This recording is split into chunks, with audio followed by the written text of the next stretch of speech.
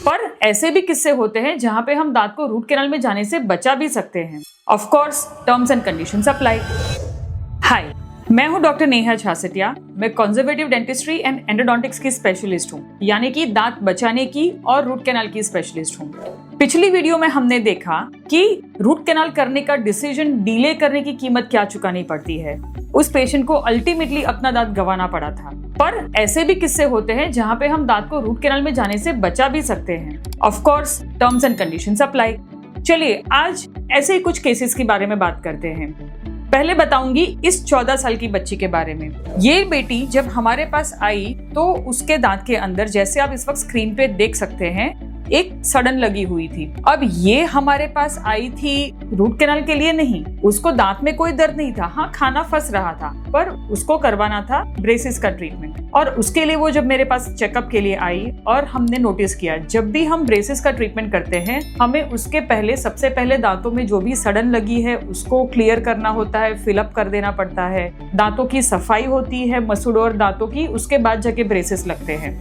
तो ये बेटी जब हमारे पास आई, हमने ये सडन नोटिस की। एक्सरे में भी हमें दिखा कि वो काफी डीप है, पर क्योंकि वो यंग बच्ची थी, इसके अंदर through and through root canal करना is not advisable. And being a root canal and a conservative dentist, ये प्रैक्टिस मेरी प्रैक्टिस का, रादर मेरी करियर का एक इंटीग्रल हिस्सा रहा है। और 18+ ईयर्स से हम लोग ये प्रैक्टिस करते आ रहे हैं।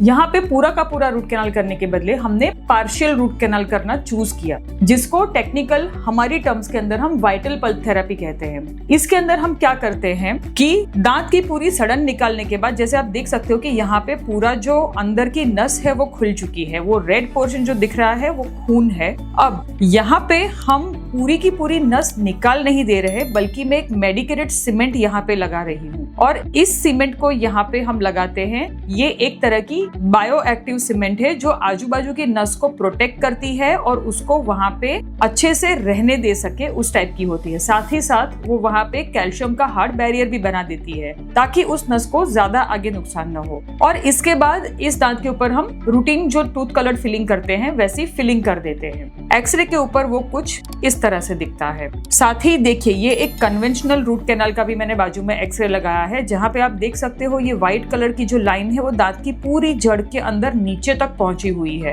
जबकि ये वाली जो वाइटल पल्प थेरेपी की एक्सरे है उसमें आप देख सकते हो कि व्हाइट कलर की जो फिलिंग दिख रही है वो सिर्फ नस के ऊपर के वो भी थोड़े से हिस्से में लगी है। बाकी की पूरी रूट कैनाल के अंदर की जो नसें हैं और जो बाकी दांत के अंदर का नस का हिस्सा है वो पूरा एज इट इज है। इसकी वजह से क्या होता है, ये दांत भले ही इसकी नस में हमें एंटर करना पड़ा, पर उसका अभी भी majority of the nerve vital है, सुरक्षित है। तो ये दांत अभी भी एज अ नेचुरल टूथ अपना काम करता रहेगा। वो अंदर कोई जो उसके सेंसेशंस है उसको फील कर सकता है। और रूट कैनाल करने पे क्या होता है, नो डाउट उसकी वजह से दांत निकालना नहीं पड़ता, बच जाता है, लेकिन वो दांत ब्रिटल हो जाता है। फर्क गीली लकड़ी और सूखी लकड़ी वाला हो जाता है। अगर लकड़ी गीली है और उसको हम मोड़ेंगे तो वो मुड़ती है, टूटती नहीं है, लेकिन सूखी लकड़ी को मोड़ेंगे तो वो टूट जाती है।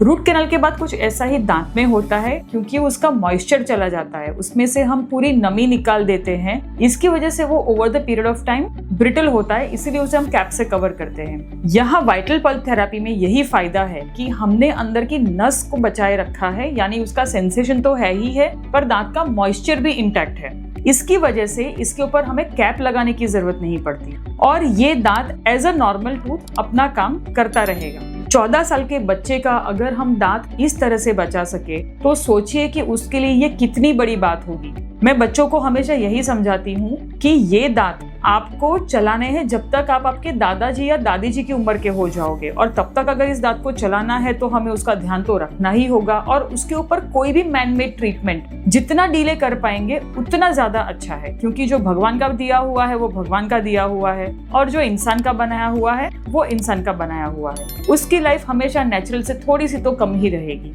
नो डाउट हमारी टेक्नोलॉजी बहुत एडवांस हो चुकी है, जिसकी वजह से ये सारे ट्रीटमेंट के रिजल्ट्स एंड आउटकम्स अब बहुत बड़ी बढ़िया हो चुके हैं। जैसे आपको मैंने कहा कि एज ए स्पेशलिस्ट ये चीजें हम पिछले 18+ ईयर से करते आ रहे हैं, पर आजकल की टेक्नोलॉजी और जो ये हमारे पास एडवांस मटेरियल्स है प्लस माइक्रोस्कोप जो मैं यूज करती हूँ, इसकी वजह से हमारा प्रिसीजन बहुत बढ़ जाता है। दांत को कम से कम ड्रिल करके हम ज्यादा से ज्यादा उसको रिस्टोर कर सकते हैं, like the natural tooth. So I hope ये वीडियो आपको काफी इंफॉर्मेटिव लगा होगा, और शायद आपके या आपके नियर एंड डियर वंस में अगर किसी बच्चे के मुंह में या इवन किसी अडल्ट के मुंह में भी अगर सडन है तो प्लीज वेट ना कीजिए, दुखने तक वेट ना करें। आप जितनी जल्दी डॉक्टर के पास जाएंगे हम उतने कंजर्वेटिवली आपके दांत को बचा पाएंगे। सो इसी मैसेज के साथ आज का वीडियो एंड करना चाहूंगी। And once again, as a conservative dentist मेरी सबसे यही हमेशा रिक्वेस्ट होती है कि हम दांत में सडन लगने ही ना दे। सडन लगेगी तो जाके उसके अंदर हमें ड्रिलिंग एंड फिलिंग करने की बारी आती है। अगर हम सडन ही ना लगने दे तो उससे बढ़िया कोई चीज ही नहीं है। हम इंडियंस हर चीज को लेके प्रोटेक्टिव होते हैं, यहाँ तक कि हमारे TV, washing machine, fridge, TV के रिमोट तक को हम कवर कर देते हैं, सूटकेसेस को कवर करते हैं, पर हम इतना प्रोएक्टिव एक्शन अपनी हेल्थ के लिए नहीं लेते। जब तक बॉडी दर्द से चिल्लाए ना हम डॉक्टर के पास जाते नहीं हैं। ये नजरिया कहीं ना कहीं हमें बदलने की जरूरत है। सो आई होप इस वीडियो के जरिए मैं वो मैसेज आपको कन्वे कर पाई हूँ। रेगुलरली हर 6 महीने में या तो फिर सालाना एक बार अपना डेंटल चेकअप जरूर करवाइए, एंड हेल्थ चेकअप भी सालाना एक बार इज अ मस्ट। सो अगर ये छोटी छोटी चीजें करेंगे तो हम लॉन्ग टर्म में अपनी हेल्थ को बहुत ही बढ़िया रख सकते हैं। And do like and share this video with your near and dear ones. Bell icon दबाना मत भूलिएगा, and do subscribe to our channel. Thank you.